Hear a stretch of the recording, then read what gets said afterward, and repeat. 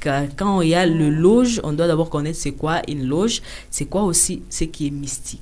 Bienvenue, papa. Oui, juste avant de définir, j'aimerais juste répondre à votre question, pourquoi on n'en parle pas. Okay, je pense que l'une des stratégies du diable, c'est de faire penser qu'il n'existait pas.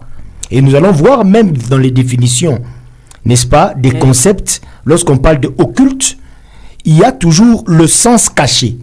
Okay. Alors, le diable, il veut se cacher, n'est-ce pas? Oui. Et je pense qu'il faut que nous comprenions que lorsque nous parlons de ces choses, nous ne sommes pas en train de glorifier le diable, mais je pense que pour combattre un ennemi, il faut le connaître. Exactement. C'est pourquoi nous sommes en train de parler de ces choses. Nous ne glorifions pas le diable, nous reconnaissons que le diable est fort, mais nous savons qu'il y a quelqu'un de plus fort.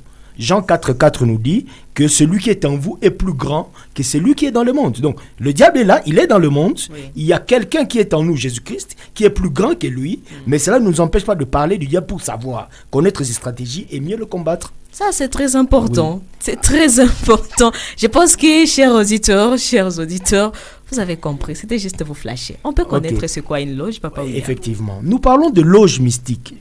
J'aimerais d'abord dire, qui a commencé à qualifier ces loges de loges mystiques?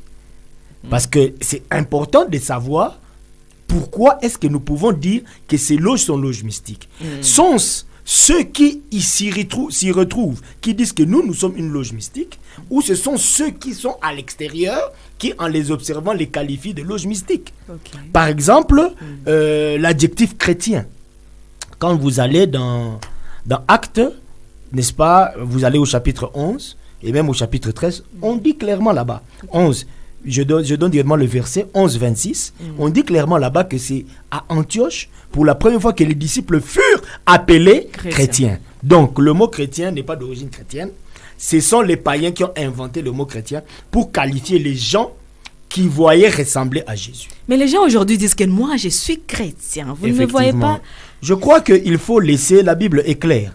Dans Proverbes chapitre 27, le verset 2, la Bible dit « Qu'un autre te loue et non ta bouche, un étranger et non tes lèvres. » Nous, chrétiens, nous devons laisser ceux qui nous entourent constater et affirmer que nous sommes chrétiens et non pas faire notre propre publicité. Ça, c'est très vrai. Voilà. Alors, mesdames et messieurs, on évolue. Étant donné que nous sommes en train de parler de ce qui est mystique, il y a quelque part, je lis, c'est comme si la vie chrétienne ou bien le christianisme, il inclut quelque chose de mystique, papa William. Effectivement. Comment quelqu'un disait que le diable, c'est le singe des dieux. Alors, c'est pourquoi aujourd'hui, vous verrez que plusieurs termes sont récupérés